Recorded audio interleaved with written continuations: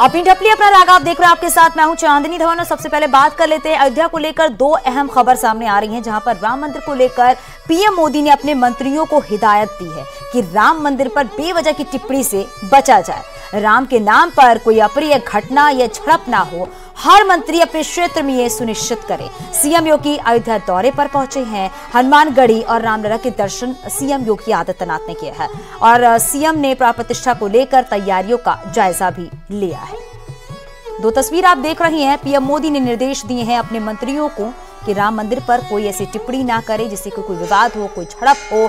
और दूसरी तस्वीर आप देख रहे हैं, सीएम योगी आदित्यनाथ आज अयोध्या के दौरे पर है। रामनगरी में वो मौजूद है क्योंकि 22 जनवरी को रामलला की प्राण प्रतिष्ठा होनी है और उससे पहले तैयारियां युद्ध स्तर पर की जा रही हैं। कोई कमी, कोई खामियां ना रह जाए, उन सभी व्यवस्थाओं को दुरुस्त करने के लिए सीएम योगी आदित्यनाथ हनुमानगढ़ी में दर्शन करने के बाद रामलला के दर्शन किए। और आज जो अयोध्या का दौरा है सीएम योगी आदित्यनाथ का, बताया जा रहा है कि 5 घंटे के दौरान वो अयोध्या में ही रहेंगे और वहां पे तैयारियों का जायजा लेंगे।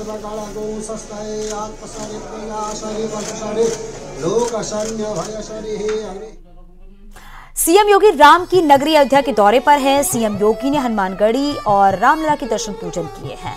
पूजा के बाद ही सीएम ने अमानीगंज, जलकल परिसर, police control room, Lata Mangeshkar चौक, नगर निगम द्वारा निर्माण कराए जा रहे टेंट सिटी का भी निरीक्षण किया है। वन विभाग और नगर विकास की प्रदर्शनी का अवलोकन करेंगे और इसके साथ ही विकास कार्य और कानून व्यवस्था की समीक्षा बैठक भी करेंगे। श्री राम जन्मभूमि तीर्थ क्षेत्र न्यास के पदाधिकारी के साथ सर्किट हाउस की बैठक करेंगे और सीएम योगी संतों से मुलाकात भी करेंगे।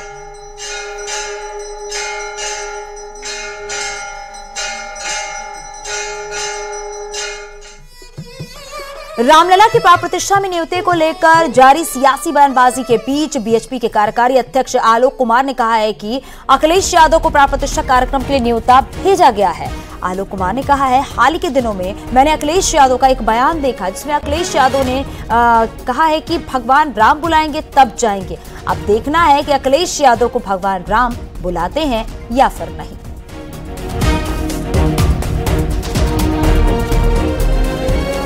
मैंने पहले उनका ये बयान पढ़ा था कि बुलाएंगे तो जाएंगे, तो बुलाया है।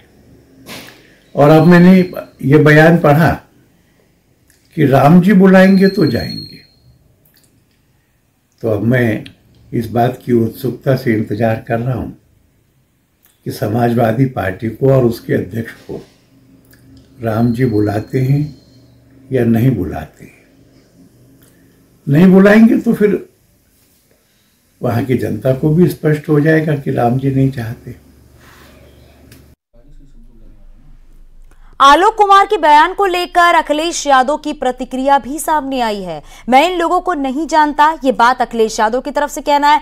जान पहचान वालों से ही न्योता लेते हैं, ये अखिलेश यादव की तरफ से कहा गया है। मैं इनको नहीं जानता हूं, न मेरा इनका कोई परिचय है।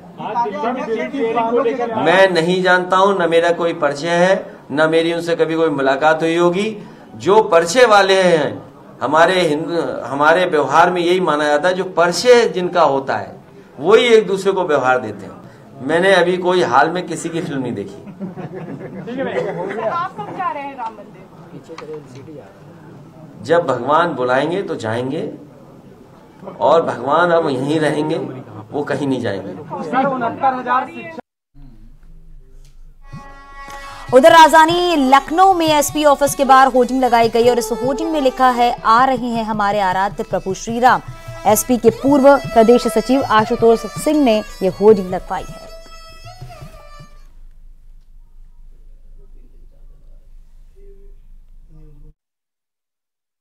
दो 2024 के लोकसभा चुनाव की तैयारियों में जुटी समाजवादी पार्टी के प्रदेश मुख्यालय पर आज सपा सुप्रीमो अखिलेश यादव अपने विधायकों की एक बैठक ले रहे हैं। लिहाजा कार्यालय के बाहर भारी भीड़ जमा है। ये बैठक चर्चा में है, लेकिन इस वक्त उससे ज्यादा चर्चा में सपा कार्यालय के बाहर लगी ये होर्डिंग है। समाजवादी पार्टी युवजन सभा के पूर्व प्रदेश सचिव आशुतोष सिंह की ओर से होर्डिंग लगवाई गई है, जिसमें लिखा है, आ रहे हैं हमारे आराध्य प्रभु श्री राम। अखिलेश यादव भी होर्डिंग में देखे जा सकते हैं। हालांकि समय समय पर समाजवादी पार्टी और अखिलेश यादव की ओर से राम मंदिर को लेकर बयान आते रहे। अखिलेश यादव ने कई मौकों पर कहा है कि भगवान जब बुलाते हैं तभी उनके दर्शन हो पाते हैं। लेकिन अब जब 22 जनवरी को अयोध्या में प्राण प्रतिष्ठा होनी है रामलला मंदिर की, उस वक्त ये होर्डिंग भी कुछ संदेश देती है। कोई भी पार्टी ये मौका छोड़ना नहीं चाहती है। हर पार्टी चाहती है कि उसकी भी साझेदारी, हिस्सेदारी इस भव्य समारोह में हो। हालांकि सपा के विधायक रविदास मेहरोत्रा का कहना है कि राजनीतिक लाभ लेने के लिए भारतीय जनता पार्टी इस पूरे समारोह का आयोजन कर रही है, जबकि अभी मंदिर निर्माण का 90% कार्य अधूरा है। कैमरामैन शरद के साथ ऋषभ त्रिपाठी, न्यूज़ 18 लखनऊ। राम मंदिर की प्राण प्रतिष्ठा को लेकर अयोध्या में तैयारियों को फाइनल टच दिया जा रहा है। वहीं पर बीजेपी रामलला की प्राण प्रतिष्ठा की तैयारियों को लेकर कल अयोध्या में बड़ी बैठक करेगी और इस बैठक में बीजेपी के राष्ट्रीय महामंत्री संगठन बीएल संतोष, सीएम योगी आदित्यनाथ और दोनों डिप्टी सीएम और भारतीय जनता पार्टी के प्रदेश के अध्यक्ष भूपेंद्र चौधरी और महामंत्री संगठन धर्मपाल के अलावा तमाम दिग्गज नेता मौजूद रहेंगे। राम भक्तों का 500 साल पुराना सपना पूरा होने जा रहा है, तो वहीं बीजेपी इसे लेकर गांव-गांव तक राम संदेश पहुंचाने की मुहिम शुरू करने जा रही है। पूरा जनमानस आह्लादित है, प्रसन्न है कि हमारे आराध्य अपने मंदिर में विराजमान होने जा रहे हैं। उस कार्यक्रम में माननीय प्रधानमंत्री जी समेत समाज के विभिन्न वर्गों को लोग शामिल होंगे और इतनी बड़ी व्यवस्था को बनाने के लिए प्रत्येक राम भक्त वहां एकत्रित है। देश के कोने कोने से, विश्व के कोने कोने से जो लोग आए उनको कोई असुविधा न हो, इसकी भी चिंता राम भक्त कर रहे हैं। लोकसभा चुनाव में राममय माहौल तैयार करने के लिए आरएसएस, विश्व हिंदू परिषद और बीजेपी ने साझा रणनीति तैयार की है और इसके जरिए अब देश के करोड़ों राम भक्तों को अभियान से जोड़ने की तैयारी है। इसके साथ ही उन बस्तियों पर भी संदेश देने की कोशिश होगी जहां पर अब तक किसी भी सियासी दलों की नजर नहीं पड़ी।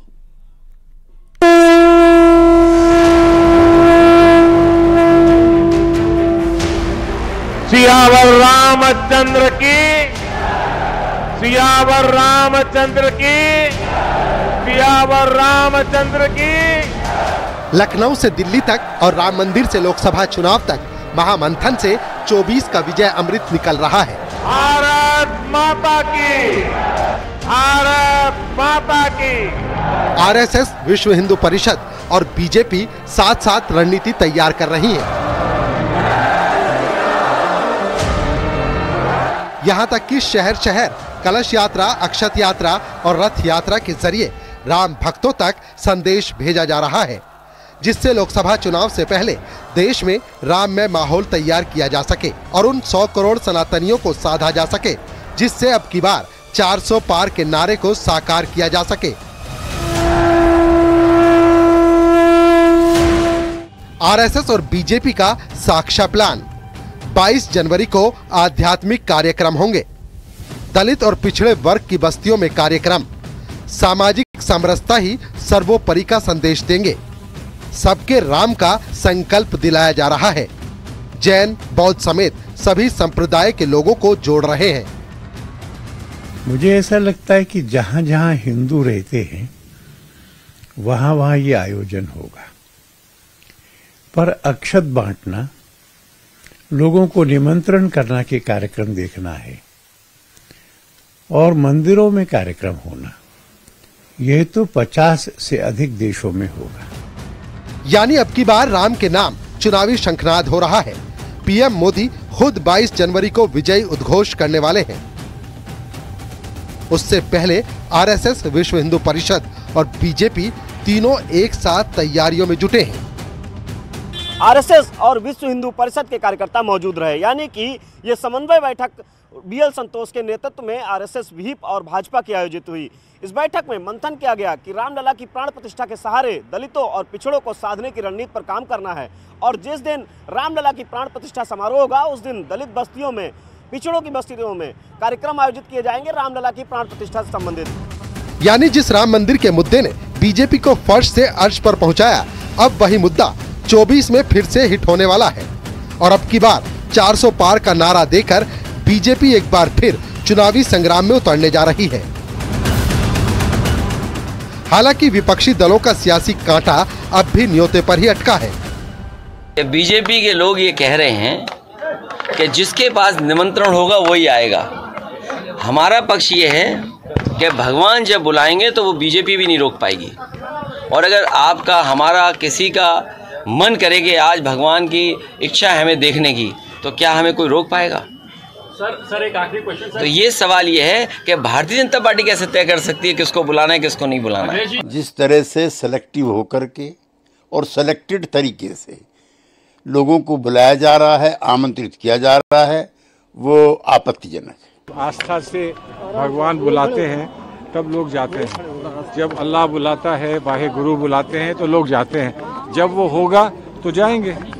राम मंदिर से शुरू हुई इस चुनावी यात्रा में पीएम मोदी से लेकर बीजेपी के बड़े बड़े नेताओं की ताबड़तोड़ रैली भी होने वाली है। हिंदुत्व के फायर ब्रांड नेता योगी आदित्यनाथ एक बार फिर डिमांड में रहने वाले हैं और चुनावी मंच से जो आवाज उठेगी वो 100 करोड़ सनातनियों को एकजुट करने के लिए खास होगी। इसके लिए आरएसएस और बीजेपी ने रणनीति तैयार कर ली है। बस इंतजार 22 जनवरी का है। Bureau report, news 18।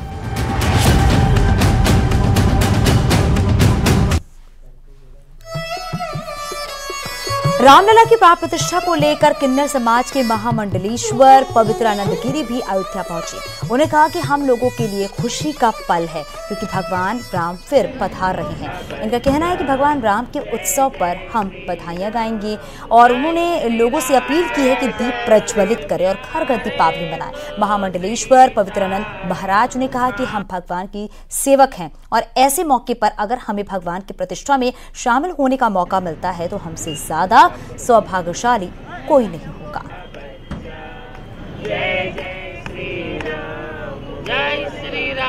हर एक जनता, हर एक बच्चा, हर एक यहाँ का नदी का पानी, सब में ये इतना उत्साह है और हमारे लिए ऐतिहासिक दिन है। और त्रेता युग में आए ऐसा हमें यहाँ पे फील हो रहा है क्योंकि कलियुग तो है। कलियुग में तो राम का मंदिर बना है, लेकिन कहीं ना कहीं राम जी के आने के स्वागत में हम सब त्रेता युग को याद कर रहे हैं कि वो तो हमने वो कालखंड देखा नहीं। लड्डू गोपाल की जन्मभूमि मथुरा से श्री राम लला को लड्डू जाएंगे।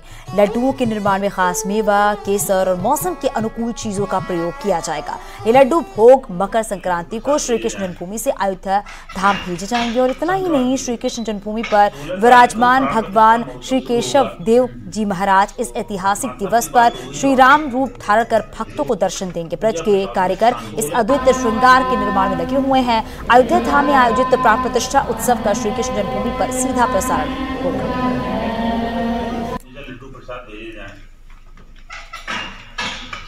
श्री कृष्ण जन्मभूमि पर प्रथम बार होगा जब युगल सरकार श्री राधा कृष्ण राम और सीता की छवि के रूप में भक्तों को दर्शन देंगे। भगवान श्री केशव देव जी महाराज रामनवमी पर राम रूप में दर्शन देते हैं। वह भी इस दिवस पर इस 22 जनवरी को राम रूप धारण करेंगे। और इस बीच रामलला के मुख्य पुजारी आचार्य सत्येंद्र दास ने सोनिया गांधी, राहुल और खड़गे को प्राण प्रतिष्ठा समारोह में न्योता देने को लेकर बड़ा बयान दिया। उन्होंने कहा है कि जो लोग राम को काल्पनिक मानते हैं, जो राम के अस्तित्व पर सवाल उठाते थे, ऐसे लोगों को प्राण प्रतिष्ठा में नहीं बुलाया जाना चाहिए। अगर ऐसे लोगों को बुलाया गया है तो वो गलत है।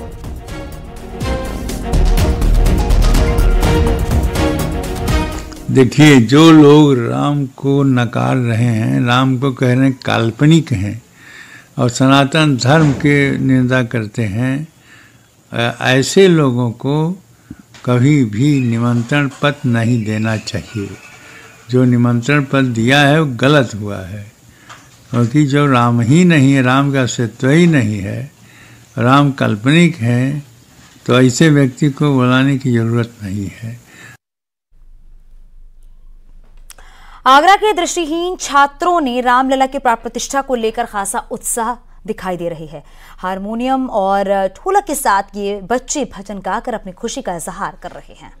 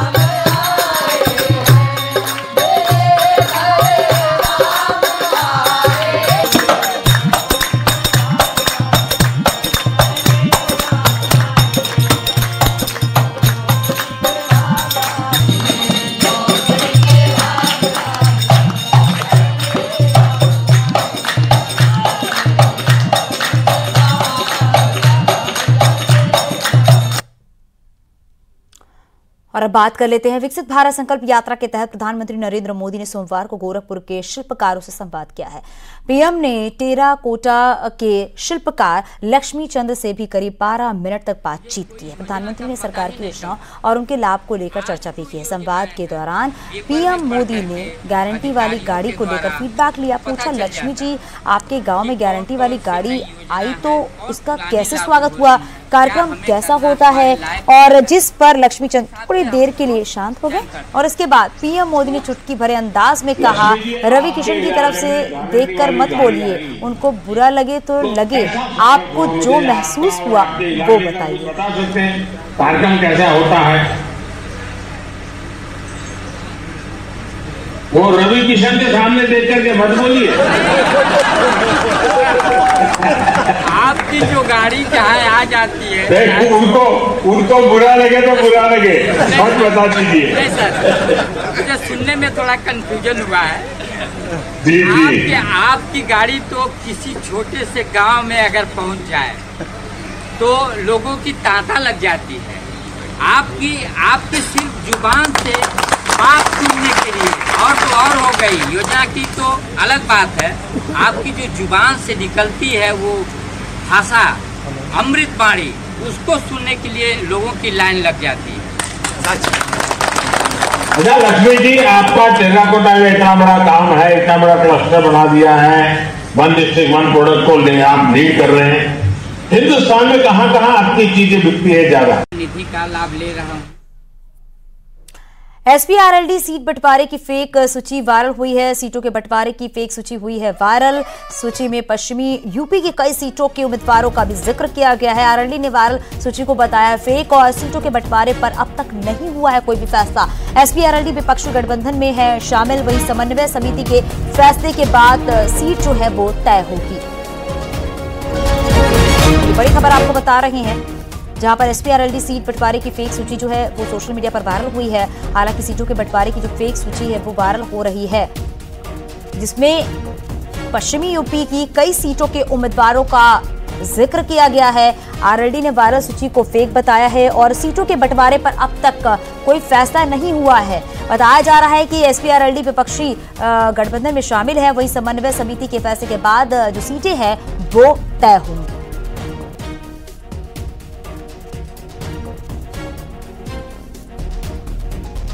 लोकसभा चुनाव को लेकर आज शाम कांग्रेस और एसपी के बीच बैठक होगी। इस बैठक में सीट शेयरिंग पर चर्चा होगी। दिल्ली में कांग्रेस नेता मुकुल वासनिक के आवास पर यह बैठक होगी। इस बैठक में समाजवादी पार्टी की ओर से प्रोफेसर रामगोपाल यादव भी शामिल होंगे।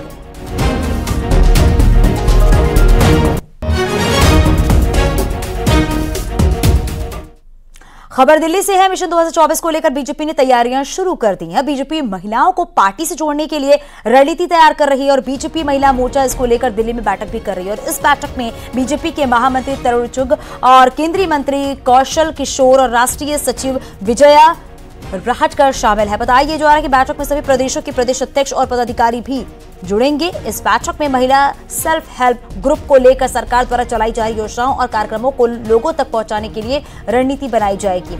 वहीं इसके बाद बीजेपी महिला मोर्चा के कार्यक्रम में प्रधानमंत्री नरेंद्र मोदी भी शामिल होंगे।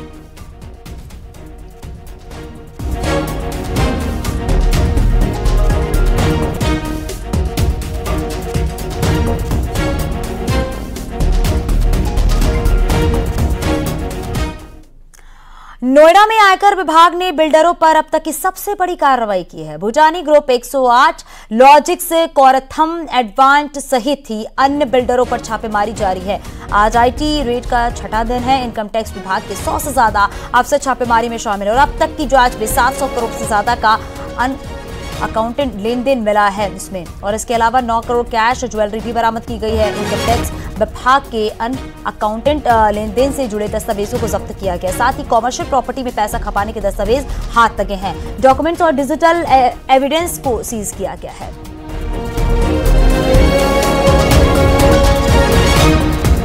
दिल्ली एनसीआर में आयकर विभाग की अब तक की सबसे बड़ी कार्रवाई, छठे दिन भी आयकर रेड जारी है। आपको बता दें, लॉजिक्स बिल्डर, ग्रुप 108, भूटानी ग्रुप और इसके अलावा कई अन्य बिल्डरों पर शिकंजा कसा गया। लगातार टैक्स चोरी की शिकायतें मिल रही थी और उसके बाद अब ये छापेमारी की गई है। इस समय हम नोएडा के सेक्टर 90 भूटानी ग्रुप के बाहर ही मौजूद हैं और आपको बताएं छठे दिन भी आयकर विभाग की रेड जारी है। अब तक करीब 700 करोड़ रुपए के लेन देन की, जो कि अनअकाउंटेड मनी है, उसकी जानकारी मिली है। इसके अलावा 6 करोड़ के आसपास कैश और ज्वेलरी मिली है। लिहाजा सभी को लेकर डिटेल और मांगी गई है। इसके अलावा कंप्यूटर की एक हार्ड डिस्क भी सीज की गई है और जो तमाम डॉक्यूमेंट्स है, डिजिटल एविडेंस है। बुलंदशहर में property dealer coloniser Sudhir Goyal के करीबियों के घर पर ईडी ने छापा मारा है और ईडी ने 5 लोगों के ठिकानों पर छापेमारी की है। कोतवाली नगर स्थित एक गन हाउस संचालक के घर पर भी छापेमारी हुई है। सूत्रों के मुताबिक ईडी ने 2 महिलाओं को हिरासत में ले लिया है। आर्म्स डीलर के आवास से पूछताछ के बाद दोनों को ईडी ने हिरासत में ले लिया है। आर्म्स डीलर के आवास से प्रॉपर्टीज के कागजात और कैश मिला है। 5 ठिकानों पर ईडी की छापेमारी जारी है। अभी बता रहे हैं, सूत्रों के हवाले से एक सूचना प्राप्त हो रही है कि कुछ लोगों को ईडी ने हिरासत में भी लिया है और नोट गिनने की मशीन को भी मकान के अंदर बुलाया गया है, जिसमें नोट गिनने का अनुमान लगाया जा रहा है। हालांकि अभी कुछ दस्तावेजों को भी ईडी ने अपने कब्जे में लिया है। साथ ही बैंक की पासबुक और तमाम ऐसे कीमती दस्तावेजों को ईडी ने अपने कब्जे में ले लिया है।